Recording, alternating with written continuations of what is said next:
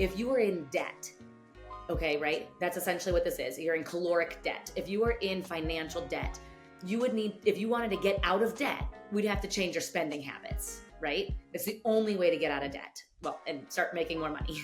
And so in that sense, if we wanted to stop spending, quote unquote, so much energy, we'd have to stop running. And then to make more money, we would have to eat more calories. But it's hard to eat more calories if you're still spending, right?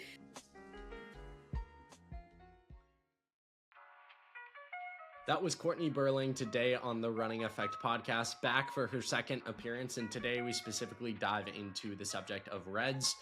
If you might have it, if you do, what to do about it, some signs that might make you more susceptible to getting it. We talk a lot about underfueling, nutrition hacks and tips, and the whole 9 yards. I always love these conversations with Cortney. They're always a mind dump of questions I have personally that I think a lot of other people do, and they're always packed with wisdom. I can promise you one thing: if you spend the next 50 minutes with us, you are going to walk out of this conversation with so much information, so much knowledge, so much wisdom that you can apply not just directly into your running, but nutrition affects your life as a whole, your studying, your work, how you show up in relationships, how you show up in your day-to-day, whether you're tired or energetic. And so spend the 50 minutes with us. I can promise you that we are going to pack it with value and bring you guys a really special conversation and discussion that can transform your life, can transform your running. If you do enjoy it, pass this one around. Word of mouth marketing is the easiest way in which we can grow. Give us a 5-star review. It takes 5 seconds, and hit the follow or subscribe button wherever you're listening so you never miss another conversation like this one. Without further ado, enjoy this deep dive into REDS and sports nutrition with the one and only Cortney Berling.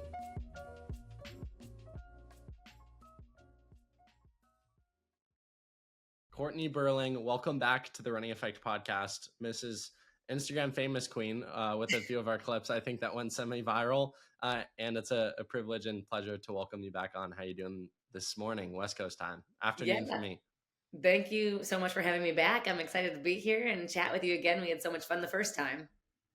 So I reached out to you because I have had so many people reach out and ask about RED-S. And I think it's a subject that we briefly covered, if I'm not mistaken, in our last conversation. But I really like these kind of episodes where it's just like focused on one subject. People can come, they can click, and it's like value-packed information. Those are always my favorite episodes as someone who consumes content and podcasts. So very base starting out question: what is RED-S or REDS, and why should people care? Yeah, so I've heard it called both ways, RED-S or REDS. I think you could call it either one. But what it stands for is Relative Energy Deficiency in Sport. And so just as the title leads you to believe, it is really not having enough energy or enough caloric intake to meet the demands of your training. And so you have an energy gap. And when you have that long term, that leads to REDS. Base question, but I'm curious nonetheless. How does someone know whether, specifically a high school athlete who has a lot of, or a college, or honestly, this applies to anyone because older people, they have jobs and they have kids, so maybe even more so. How do you distinguish between knowing you have RED-S or the symptoms of it versus you're not sleeping enough? Because you look at studies in society, most people do not sleep enough. So an athlete listening, they might hear you say that and they might think, well, I'm sleeping 6 hours a night. If I slept 8, my energy would probably be fixed. Yeah, that's a great question. So the symptoms of REDS are, yes, fatigue is one of them, but it goes beyond that, right? It's not just that bad night of sleep. You might see it with rapid weight loss. Not always, though. I do want to point that out. If you're underweight, that could be a sign. But again, you don't have to be underweight to have REDS. And I think if your listeners don't take anything else away from this today, I think that's so important, is that you can be underfueling, have low energy availability, even if you have a high BMI. For a female, you might be missing your period, regularly missing it, not just one time, but consecutively, low sex drive. And this is for males and for females, frequently getting sick, hair loss, trouble focusing, trouble staying warm, irritability, depression. These are, if you're having, I would say, 3 of these things, this is an absolute red flag. Or, if you're missing your period and you're constantly getting sick, this is like red flag all the way, that you need to take a deeper look into your energy intake. Another question distinguishing two different popular things. How does someone know they have, outside of getting tested, symptoms wise, how does someone know they have mono versus reds? Because I think those are also very similar. That's a good question. I wasn't expecting you to ask that. I That's a really good point, especially for I feel like this is something that tends to happen more in like high school athletes and college athletes for sure, because you're living in closer quarters and socializing more. Um, I mean, I think this again goes beyond the missing period. That's not going to happen with mono. That's going to happen with low energy availability, the hair loss, the trouble staying warm, the irritability and depression. I remember when I was under fueling, I was very what I've coined as hangry, like always hungry and cranky, and that was an obvious sign that my body wasn't getting enough food. I was thinking about food all the time. That's another way your body's letting you know it's not getting enough. So you won't be having those signs or symptoms with mono. You'll have the fatigue, you might be sick, you might be run down, but again, reds goes beyond just tired or feeling run down. It's these other more physical signs that your body's letting you know. I think statistically, the majority of people who listen to this podcast don't have reds. And so, an interesting question to pose to you before we really get into the weeds of helping the people that do, or helping people not diagnose, maybe discover that they potentially might have it and then going and getting checked for it. What can people do to stay on top of not getting it and making sure they are in the clear and not becoming susceptible to getting reds? Because someone listening today might not have it, but 2 months down the road, certain nutrition things lack and they develop it. Yeah, that's a really good question. And I think it's important to point out that reds isn't something that happens to elite athletes only. So don't think for a second like, oh, I'm just a hobby jogger, I'm a weekend warrior, this isn't going to happen to me. It still can. It's not just for the professionals, or it's not something that happens at the collegiate level only. It can happen to anybody who's not staying on top of their nutrition intake. So, what I want your listeners to know is that if you are increasing your miles, you need to be adding carbohydrates. As mileage goes up, carbohydrates go up alongside it. And then working with a registered dietitian, especially if you're taking on something new, like a half marathon for the first time, certainly a marathon, making sure that your fueling is matching the energy demands of your sport is one surefire way to prevent reds. Listening to your body knows more than any other calculator that's out there. So you can be tracking your food, you might be following, say, MyFitnessPal, and it might tell you about how much you need. That's not always going to be accurate. So watching out for, making sure that you're not dieting, making sure you're not restricting your intake, especially if you're training for something. And then, like I said, listening to your body, because your body's going to know. If you're hungry, you need more. If you're craving carbohydrates, you need more carbohydrates. The body will guide you. I think something I personally struggle with that I'd love to get your input on, steal some of your wisdom here. Something I struggle with is I definitely don't eat enough, but I struggle to be just that I eat a good amount of food, so I don't want to make you think I'm malnourished, but I know the amount of physical exertion and activity, I probably should be eating more. And I think something I struggle with is just the thought of making more food or eating more food. I think I struggle to I get full. And so I struggle to probably get in the amount of nutrition I should be taking in. What advice would you have for someone like me? Because I think that even makes me more susceptible to it when I know I'm probably not getting the amount of nutrition I need, but it's not even a lack of knowing it. It's a lack of finding it easy to consume that much food when you're running and lifting and going to the sauna a lot of times a week. You're going to need a lot of food. And I think that's something I've struggled with. Yeah, I think a lot of runners are in that same boat with you. So I would say smoothies are such an easy way to get in extra energy. Don't even think about it as calories, but extra energy. If you're expending a lot of energy, you need to be intaking a lot of energy. Running breaks our body down. Running, lifting weights, CrossFit, anything like that is breaking the body down. Nutrition is what builds it up. So if you want that training to really stick and work with you, then you need that good nutrition to build it up to repair those muscles. So definitely something like smoothies are such an easy way to just grab them and go, and you can sip on them throughout the day. We're getting into the colder weather now, so soups and stews you can pack a lot of nutrition into something like this. And then certainly my biggest thing is don't go more than 4 or 5 hours without eating. The second you have these large gaps in your day, it is really easy to start under fueling because you just can't make up when you have such a big gap in your day. You can't make that up. So stay on top of it. Pack your snacks, pack your bars, Lara bars, RX bars, Go Macro bars. There's so many good bars out there that you can just be snacking on the way. I think a lot of people here, you're gonna laugh because I know you're not a fan of them, as you shouldn't be. They're like classic, like you shouldn't eat before bed because yada yada yada is not gonna digest and it's gonna turn to fat and XYZ. But something you said there was, you shouldn't go 4 to 5 hours without eating. And I think like a bedtime snack was something I grew up with, specifically in my running years, like a bowl of cereal. I was just always hungry because I was running so much. Can you dispel that myth of why you probably can go to bed with food in your stomach and it's probably actually going to work positively? Because I've also seen stuff that if you eat a certain amount of protein before bed, it's actually synthesized at a higher rate. I could also be wrong there. Yeah, no, Dominic, you're on the right track for sure. So eating before bed, I mean, I wouldn't say you need to eat before bed, but if you're hungry before bed, you should absolutely listen to your body. You're going into that overnight fast. And so if you actually eat something that is casein-based protein, so your dairy, your milk, cottage cheese, yogurt, you mentioned a bowl of cereal, this can actually help your body keep muscle mass on overnight and keep your metabolism going strong overnight. I think there's a lot of people who follow intermittent fasting. And so they don't eat from, say, 6 p.m. to 8 or 9 or longer, depending on how long their window is. And that might work for some people, but it also leads to some muscle breakdown as well. And then makes it really hard to get enough energy in throughout the day if you have these really long fasting windows. And so something like intermittent fasting can actually set you up for low energy availability or REDS. Do you think that most athletes are unaware of how frequently they should be eating throughout the day?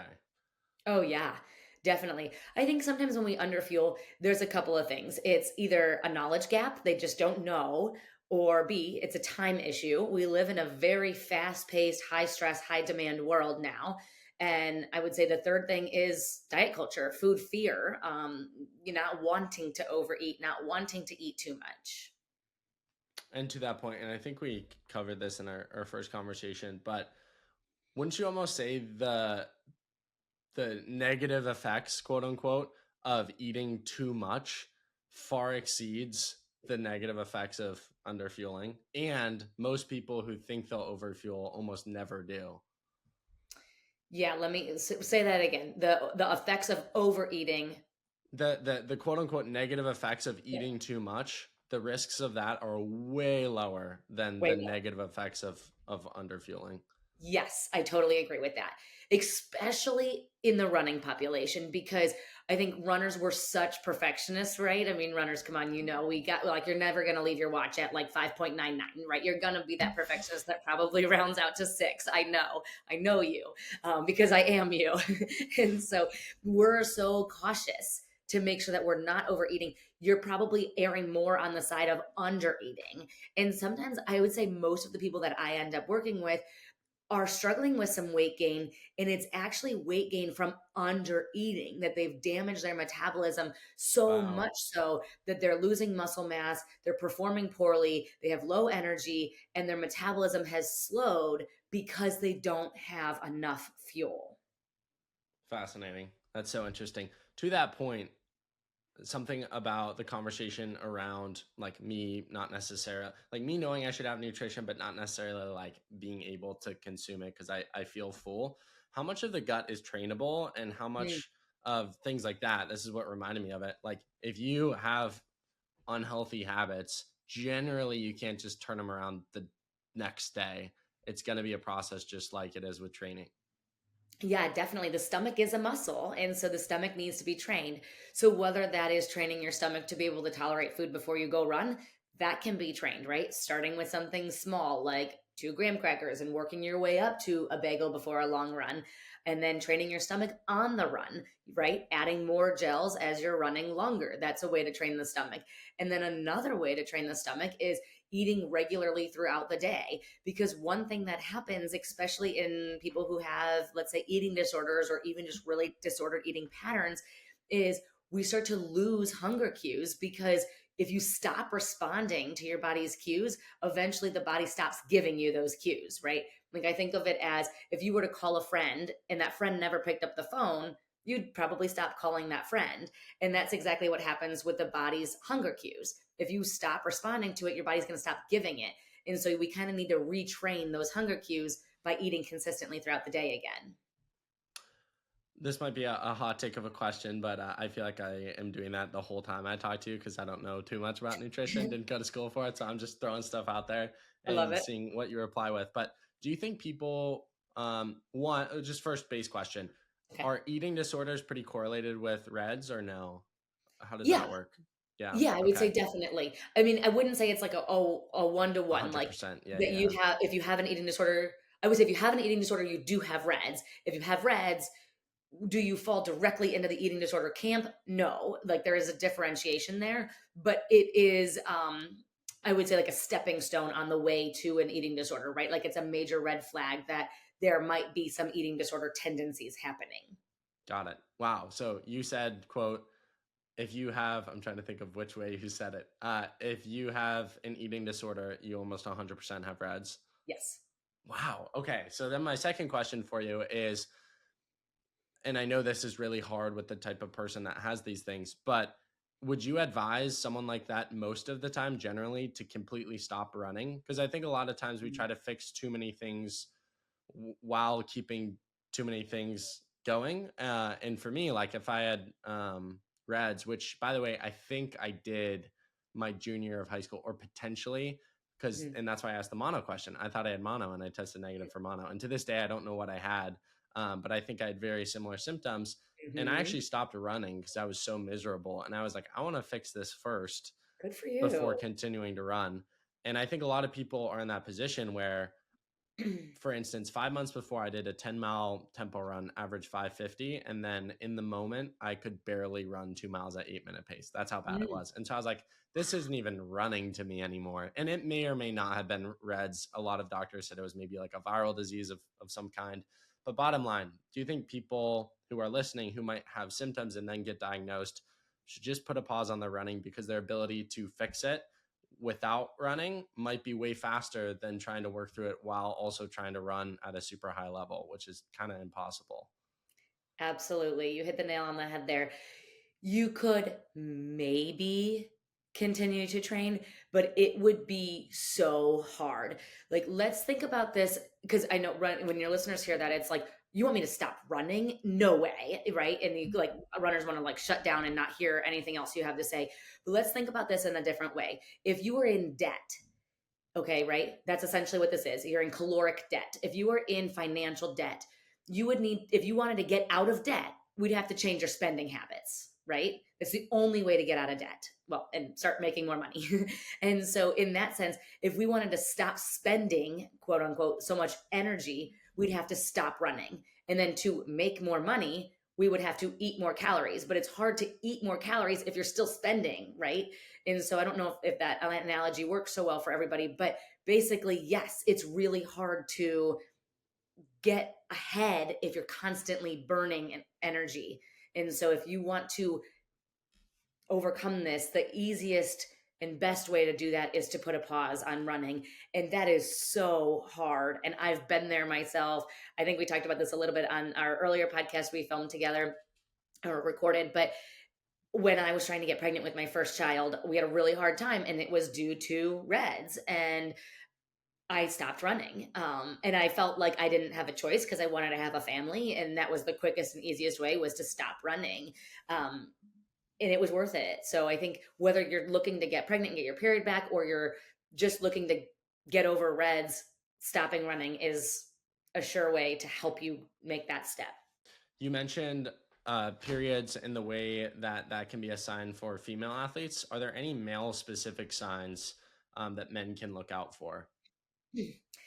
A low sex drive is certainly one of them, right? And that's something that's fairly robust for men. And so when that goes missing, we know that that's a real sign. And then, other things too, right? Like hair loss, losing weight quickly, everything else we talked about, right? The sicknesses, the fatigue, the increased hunger, etc. But I think that low sex drive is probably a pretty clear marker for men. Has it been surprising for you all seeing how many pro athletes have come out and talked about having Reds? One of my good friends, Elise Cranny, is a big advocate for her experience with Reds and overcoming it. And I think that's been an area that I've been really impressed by on social media of athletes being very open and honest about their experiences. And I think that is really telling to a young athlete of like, look, you're not alone in this. I'm a professional athlete and I don't have it figured out either.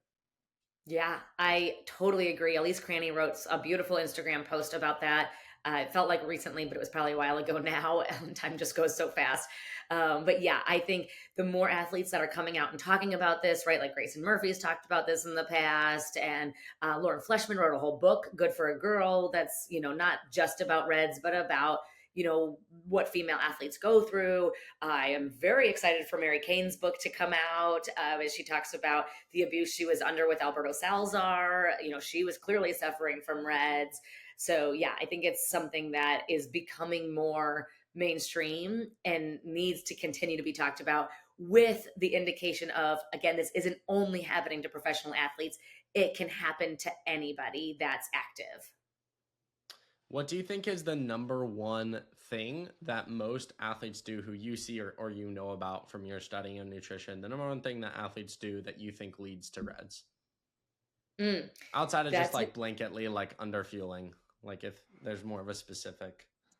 Yeah, I mean, I think it's the comparison, right? It's that we're looking at the Shalane Flanagans of the world, and we're looking at these high level athletes feeling like, oh, they're thin and they're fast, so therefore thin equals fast. And that's not necessarily a direct correlation. Is if you're underfueled, you're never going to outlast somebody. And so I think that comparison, whether you're comparing body types or you're comparing your food to somebody else's food, but that comparison trap is what I think leads us to things like Reds. I know you're not a behavioral psychologist, but how can athletes go against that? I mean, your mom, I'm assuming you would probably have a similar view as me. Like, I mean this with my whole heart. I probably wouldn't be on Instagram if I didn't have a platform. And there are times I feel bad that I probably sometimes what keeps people on the platforms. And I view it two sides. Sorry for the rant here. That like if you follow the right people, social media can be an amazing tool. But the reality is most people aren't. Most people are following their friends. Whereas me, I'm like, I just follow like professional accounts. And even knowing myself, I know that if I followed everyone I knew, I'd probably feel pretty shitty about myself from time to time. It's just what the apps Yeah. kind of are made to do.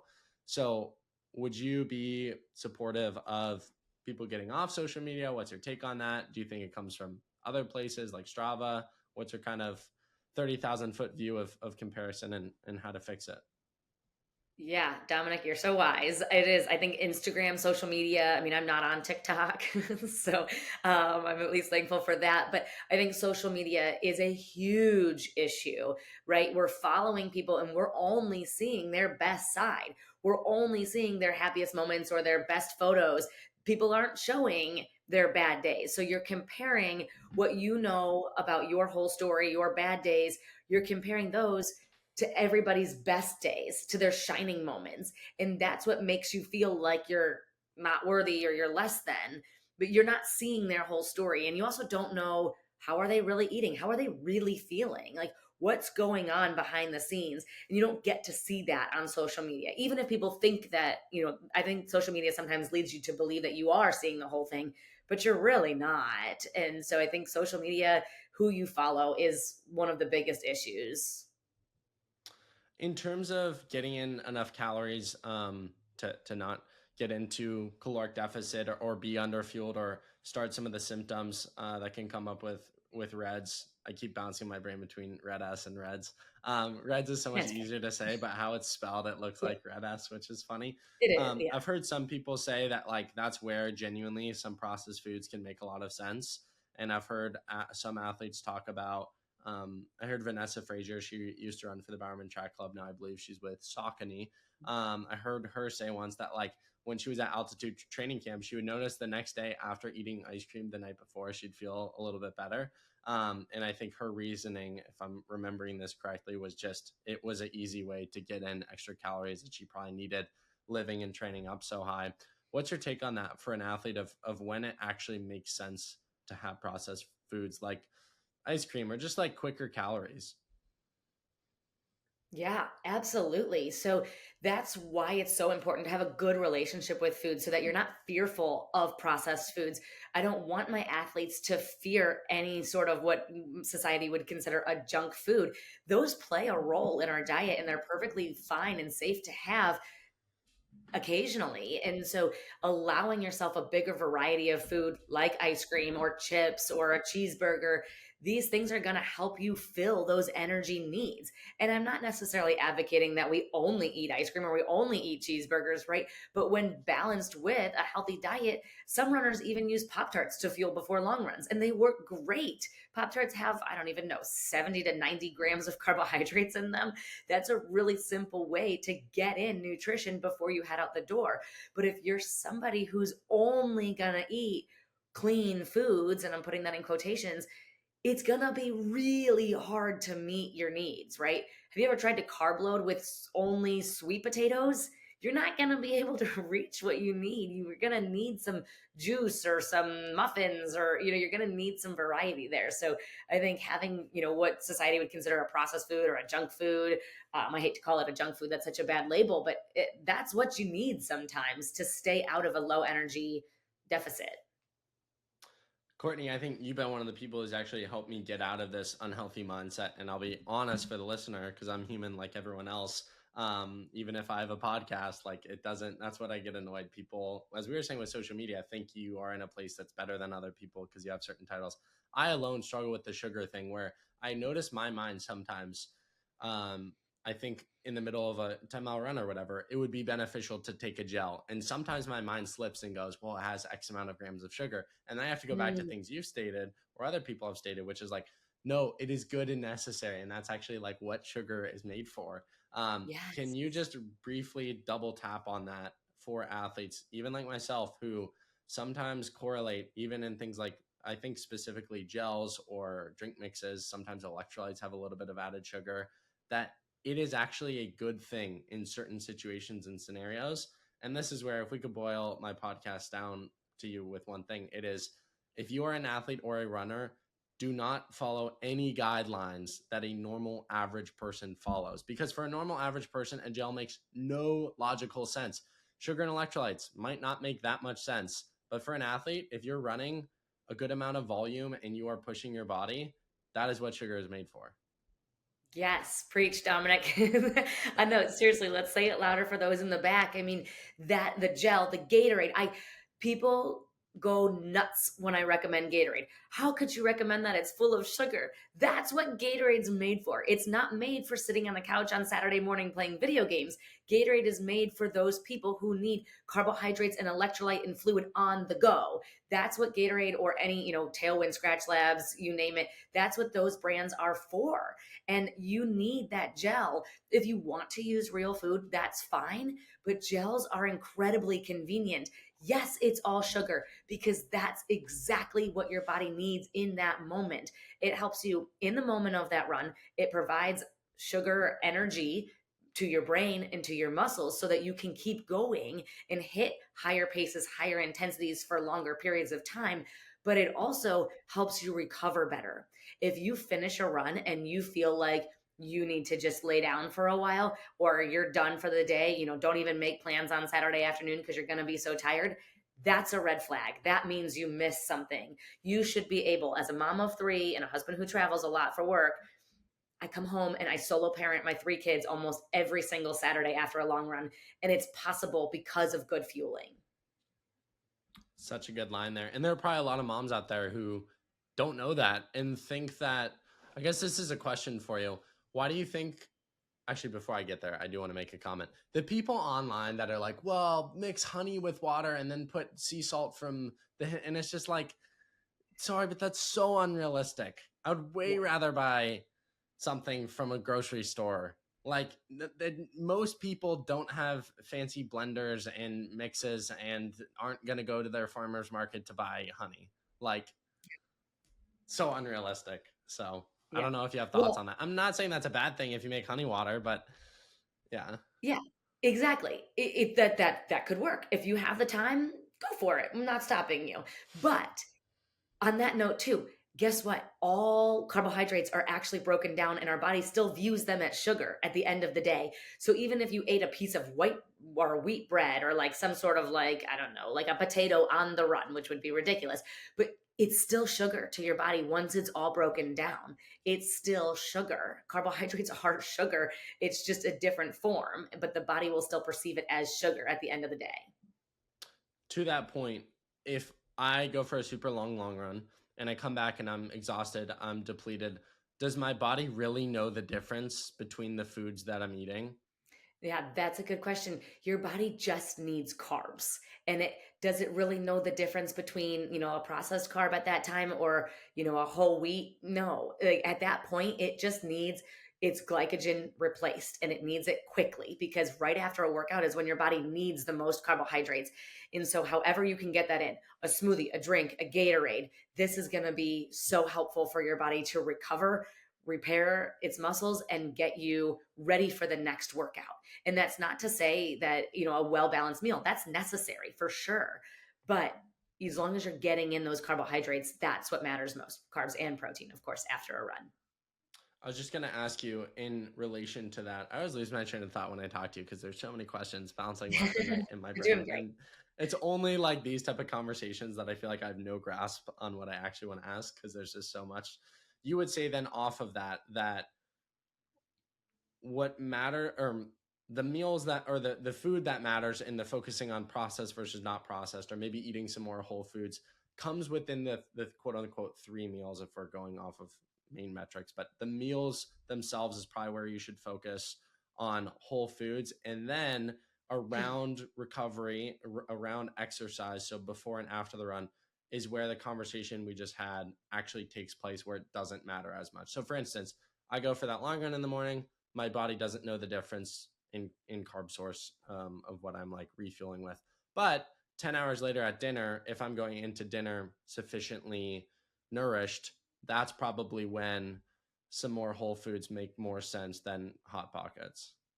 Exactly. Because Okay. you want to think about it as like, you don't want your, whole wheat fancy buckwheat pancakes before you go run. That's too much fiber. You want to have something really well balanced at those meals in between. That's where you're going to get all those nutrients. That's where you want the fiber. That's where you want the color on your plate.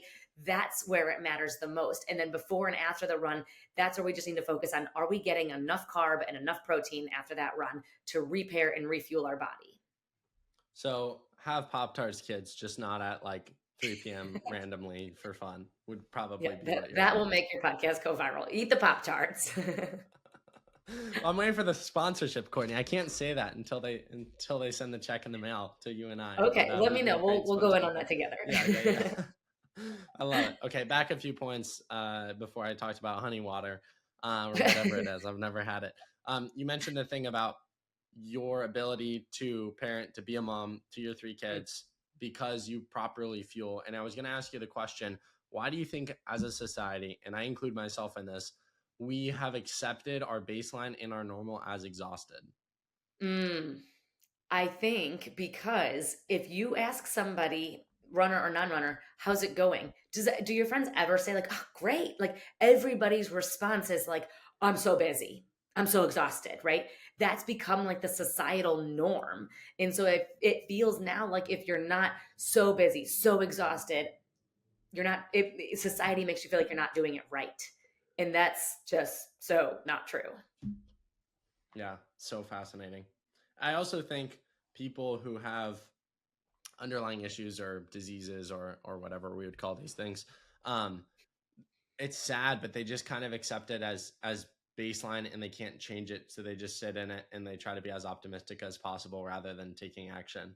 Um, Yeah. yeah, it's like Well, I've heard this analogy that sometimes you either want things to be it's bad when something's in the middle. Like you either want something to be like so bad that you get it fixed or so good that you don't even notice. It's like if you have like a mm, little leak in your wall, you maybe don't check, you maybe don't get it fixed. But if it's really bad and water's pouring through, you're like, okay, I got to fix it immediately. And that's the thing yeah. with energy, even with myself. I'm like, maybe it would actually be better. and this is my words, not Cortney, she's a medical professional, but there's part of me that's like, maybe it'd be better if my energy honestly got a tiny bit worse, because then I'd actually do something about it, because it's just good enough that I'm not gonna, go to a doctor or get things fixed, when in reality I probably should. Yeah. No, I think that's a really good point. I love the leaking wall analogy. I think everybody can relate to that for sure. I mean, and it's also with running. Sometimes we like almost just wish if we're injured, it's like I almost wish it was just a broken leg, because then it's like, Yeah. oh, that's bad, and I know I can't run, and I know I need to fix this. But if it's like a little something something, you just run through it. So, and I have two other thoughts on this too. I think number one, runners almost like that feeling of exhaustion, and we feel like if we're not feeling depleted, or if we're not feeling exhausted, then maybe we're not doing it enough, right? Or we're not going hard enough. And you should leave your run feeling like you could do one more rep of that interval workout, or you could run one more mile if you had to. You should never feel like you're going to fall over at the end of that run. That's when you've actually done too much. And then the second point too is, I think one of the issues are doctors. And this isn't like a blanket statement. So if you're a doctor, please don't come at me. But I know for me personally, when I was missing my period, I went to the doctor and said, I don't have a period and this is a problem. And they said, oh, just come back when you want to get pregnant and we'll worry about it then. And it's a huge red flag. And so I think a lot of times, like even when you were saying, Dominic, that you thought maybe you had mono, you tested negative, and then it was like, oh, I don't know, it might be something else. It's like, these are the issues that we need to take seriously. These are warning signs. The long-term effects of reds, it can hurt your heart. It's bad for your blood pressure. It's bad for your brain. Like it can really take on serious effects to your body if it's not looked at. But I think doctors will often overlook it, maybe because they don't know, or because these signs and symptoms can be, like you mentioned earlier, like just general, like, oh, you're probably just tired, you're doing too much. So, anyways, those are my last two thoughts on that topic. All I'll say, all I'll say, some people will hate me for this, but that's the beauty of having your own platform. Look into how incentivized doctors are and what they're incentivized on, and how, yeah, we go to doctors. We don't really have preventative medicine in our country anymore. And that's, I think, what we need. It's like, Yeah. do we have a mass epidemic of diabetes, or do we just have a society that wildly encourages and has behaviors that increase, chronic illness at every level? Another podcast for another time, but that's always frustrated me, is like our healthcare. And I know very good doctors, Yeah. so I don't want to demonize them, but for Right. the most part, we are a culture, you go in, you get medication, you go out, or you go in, as you're told, come back when you have XYZ thing. I think you said Hmm. this in our first conversation with each other, as you were sharing personally about, pregnancy. Like, at any point, if you're a female past puberty and you're getting a period, like you should be in a position that you're healthy enough, whether you want to or not, right? And Yeah. so whether you want to get pregnant now or you want to get pregnant in 10 years, well, you should probably be healthy regardless. And if you Yeah. aren't healthy, it's a sign of something else. Yes, absolutely. Because keep in mind, just that missing period is not just about your fertility, it's about your bone health, it's about your overall health. And one other point to the doctors, I want to say it's usually not even their fault. It's the system, right? It's that, like, I remember when I worked in the diabetes center, doctors had like 15 minutes to see patients. And like, that's not enough time to really understand somebody, or to like, I know when I was going through infertility treatment, they tried to diagnose me with PCOS because they didn't ask anything about my lifestyle. And so they actually wanted to put me on a diabetes medication. And I was underweight and over exercising, and they wanted to put me on metformin. And I was luckily smart enough to say, like, this isn't the problem, but she had 15 minutes with me. She didn't have time to get to know me or my lifestyle. It's crazy. That's Yeah. crazy. And it's because they're incentivized to see as many patients as possible. Yep. And you're Yeah. just like another case study for them. Yeah. So anyways, I'll pause myself there because I'll get Yeah. heated Yeah. and be able to go down a deep rabbit hole. I would have to fact check this, but I looked up, it says in 2025, study titled Assessment of Relative Energy Deficiency in Sport. The results showed that 64% of female runners aged 20 to 30 were at significantly increased reds risk. That's crazy. And so I hear that and I think, well, over a majority of a portion of our listeners either have or are at an increased risk for this. Do you think this is like the silent epidemic in the sport of running that people aren't really talking about or aware of? Yeah, definitely. I mean, I think this is the entire reason I started my business is to like help bring awareness to this because like I said, whether you're a hobby jogger, a weekend warrior, or a collegiate athlete, we're all at risk for this. And it's that perfect thing that we just talked about. It's that triangle between the societal demands, the comparison, and then just the knowledge gap of what your body actually requires to perform and to run because marathon running has really taken off. I mean, how hard is it to get into the majors now? It's almost impossible. I mean, you might actually get into Harvard easier than you are the New York City Marathon. And it's because running's become really popular, which I love, but we don't understand how to fuel for it. I don't think I addressed this, and I do before wrapping up here. Someone, let's say they have Reds. From your experience of people who come to you and the people you treat and cure, what's that process generally look like for someone who has it? I'm sure there are levels of, you just got it versus you've had it. And with that, it can take a little less long or longer. But generally, what are some of the principles and protocols you have them go through? Yeah, I mean, so it's important that we understand the whole lifestyle, right? We were just talking about that. And so I usually will work with athletes to understand first their relationship with food and exercise. Are they taking rest days? Are they eating enough? Where are we at? If we think about this in terms of a pyramid, we have to make sure we're eating enough. And that is the most important. That is the foundation. And that starts with having a good relationship with food. So that's always going to be the first thing that we're working on is relationship with food. And then we can go forth and look at how balanced are our meals. Are we eating three balanced meals? Are we eating, consistently throughout the day? Then we look at pre-run and post-run fuel and then long run fuel. And then at the very top, we might look at things like, do you need supplements? Do you need, vitamin D supplementation or a protein powder or a creatine? Or that's that last little piece on top. But the relationship with food and exercise. Are you taking rest days? Do you need a break from running? How's your relationship with running? These are the things that we need to be focusing on before we worry about other things. Another thing I wanted to double tap before closing and wrapping this one up. You mentioned your three kids a few times in this conversation, as well as last conversation. Habits are formed at a very young age. For the parents listening out there, what are key takeaway points that they should implement into how they parent their kids around not just what they eat, but probably more specifically, verbiage around food? My gosh, that could be an hour-long podcast in itself. It's that is so important. I think number one, you mentioned verbiage, which I'll touch on, but kids do what you do. So, obviously it's them seeing you run, that's great. They're going to want to mimic that. But more importantly, how you eat and how you speak to yourself matters a lot, right? My kids mimic everything I do. And so if you need to watch the language that you're just even using to yourself, if you're commenting on your own body, right? If they're going to hear you say, "Oh gosh, I look so fat in this," they're going to eventually think, "Oh my gosh, if mom thinks she looks fat, then what does she think about me?" And then obviously how you're creating space at the meal. And so family meals are actually a way to decrease eating disorders. If you eat together as a family, that has statistically been shown to decrease the risk of eating disorders in your family. So eat together, but make it a pleasant experience. They don't have to finish their plate. I always tell my kids, well, what does your belly say? They're little, so we use the word belly. But it'll say, "Mom, can I be done?" And I'm like, "Well, that's not up to me. That's up to you." There's, I'll usually say like, "Well, there's going to be no snacks," but it's like, well, is your belly full or do you need to keep eating? What? And I try to teach them carb, protein, color. What does a balanced plate look like? And so this is a little side topic, but my daughter discovered that now that she's in kindergarten, she could get milk at lunch. And so she said, "Mom, I got chocolate milk for lunch." And I was like, "Oh, that's great. Was it yummy?" And she said, "Yeah, I think I'm going to get three chocolate milks, 3 days in a row. And then the next 3 days in a row, white milk, because I don't want to have a bellyache." And I was like, wow, that's so great.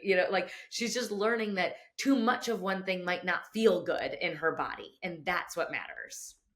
I love it. I love it. Another thing I wanted to double click on, and again, this isn't Reds, but this thing can cause Reds and lead to it.